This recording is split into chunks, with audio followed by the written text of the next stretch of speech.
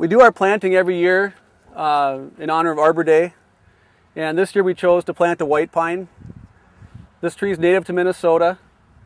It's one of the older living pines in our state. It can live up to 200 years and then some in the right conditions. This tree was native to the east central and the eastern part of Minnesota, as well as the east coast. And this tree was primarily used as a timber resource in the 1800s. Building materials were used from this tree. A lot of buildings, a lot of cities were established from a lot of our trees in our state back in the 1800s. This tree was also literally almost logged to extinction because back before there was any management done, these things were almost exhausted as a resource. The reason why is that they plane nice, they cut nice, they float down rivers, and some of the nicest pine in the whole state grew up near Grandy, Minnesota, north of Cambridge.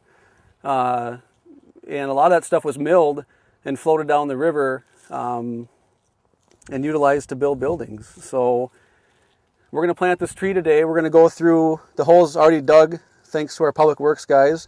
Basically, we're just going to go through how to plant a tree that's been in a container. So today, what you do is you start out by identifying how big a tree we're dealing with. You want your hole about 2 times the size of your root ball, your container. So keep that in mind when you get home with your trees. And this tree you can see has been a little root bound. These roots in here have spent a lot of time in that pot. So the thing to do before you consider putting it in the hole is you want to cut these roots. You're essentially root pruning. By doing so, you're going to encourage new growth once that tree gets in the hole. So what we do, we want to measure the depth. Pretty easy to do. You don't want to plant a tree too deep because that causes what's called encircling roots. If you plant this tree and you fill the dirt up to here, these roots are going to be starved for oxygen and they're going to try to work their way to the surface, and in doing so, they're going to girdle the stem of this tree and essentially kill the tree. It might take a few years, but it will happen. So you want to make sure to keep your planting depth at the root flare or just below this base. So a quick way to do it, just take your measurement roughly, then the depth of your hole. This is going to settle over time too, keep that in mind. So we're pretty close. Like every other year, we put it in there, we have to either fill it up or take some out. So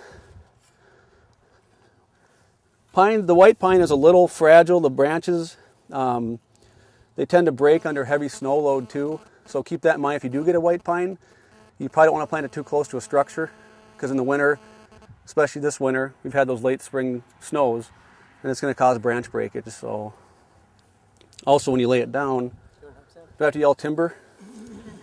Timber. There you go. So you can use a shovel, and don't be shy about breaking these roots up, okay? Because you're not going to hurt the tree's roots really. Again, you're encouraging the growth.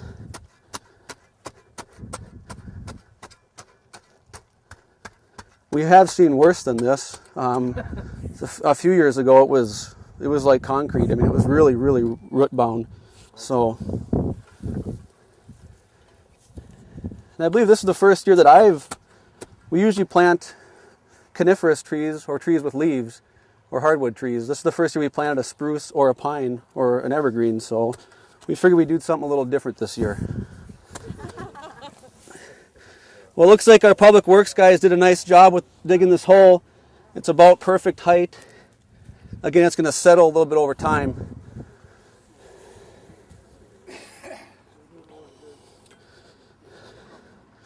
Yep.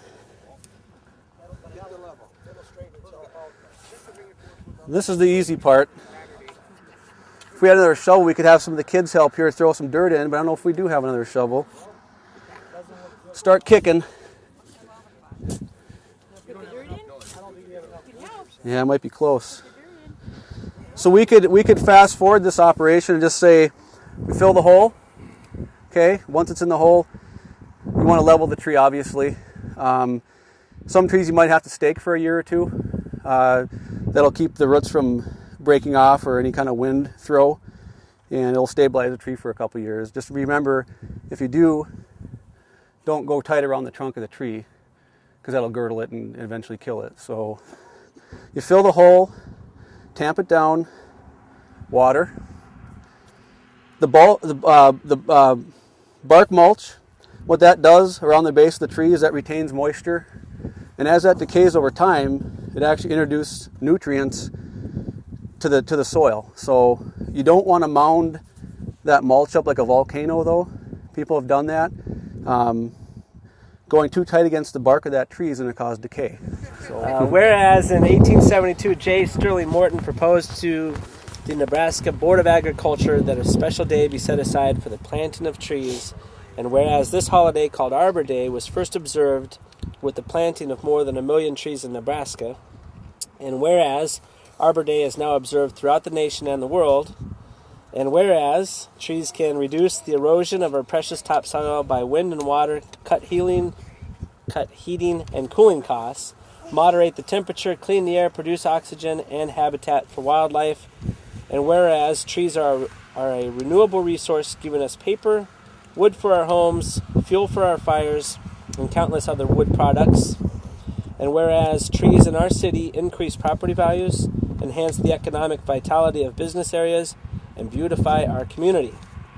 And whereas trees are a source of joy and spiritual renewal, and whereas Columbus has been recognized as a Tree City, USA by the National Arbor Day Foundation and desires to continue its tree planting ways, now therefore, I, Jesse Masita, City Council of the City of Columbus, do hereby proclaim May 4th, 2013, Arbor Day in the City of Columbus, and I urge all citizens to support efforts to care for our trees and woodlands and to support our city's community forestry program.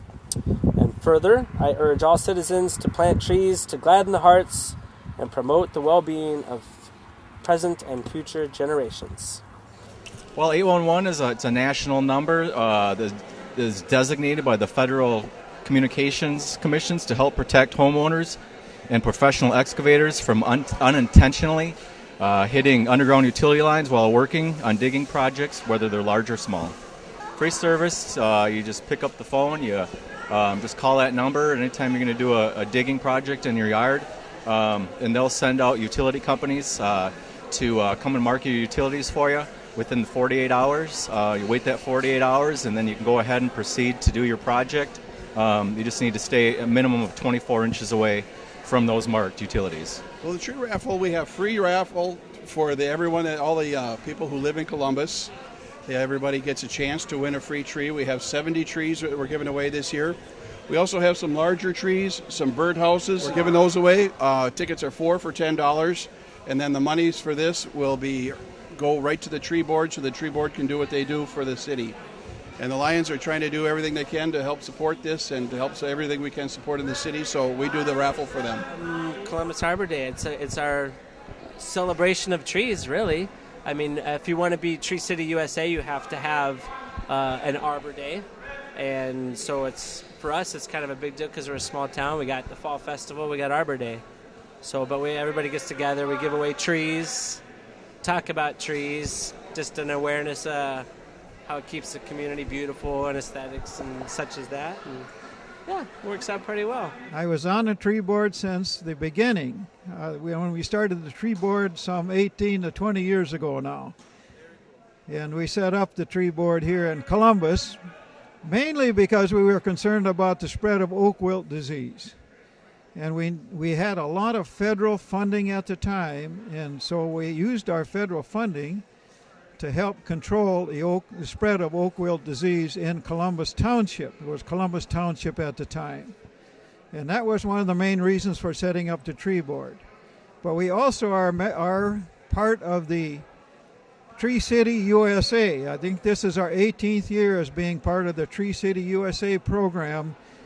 Okay, we're from the Anoka County chapter of Master Gardener's Extension, University of Minnesota Extension program.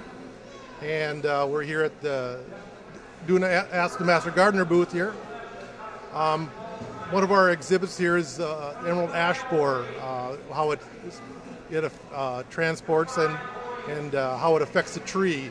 And basically, this is the adult emerald ash borer, a little green critter. A lot of people think they see it, but it's very rare that people will actually see this because it's usually buried in the wood. And that's its exit hole that it comes out of the tree. What it does is it deposits its eggs in the tree, in a crack of the tree, and the larvae hatch and they go inside the tree, and they transport themselves between the wood and the bark. And this could be very difficult to see, but this is the larva that does the damage to the tree, that causes the tree to fail. And then what it does is disrupts the movement of the sap through the tree and thus kills the tree. And so one of our big goals is to try to stop the movement of unknown types of wood across Minnesota when it's cut down, because if this gets into northern Minnesota, this could be disastrous for the recreation and the wood industry, because there's nothing to stop it right now.